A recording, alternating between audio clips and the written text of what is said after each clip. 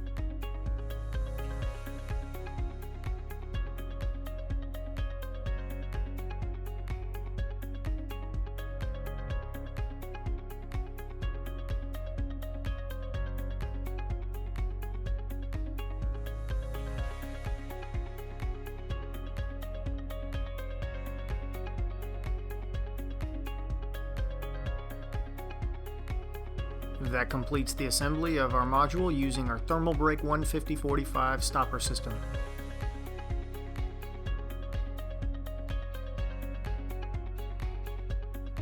Be sure to see the other videos in this series to see how our other systems are assembled and used in building the towers. Feel free to contact us at any time for information on this system or any of our other products, and be sure to stop by and visit us at the AHR Expo.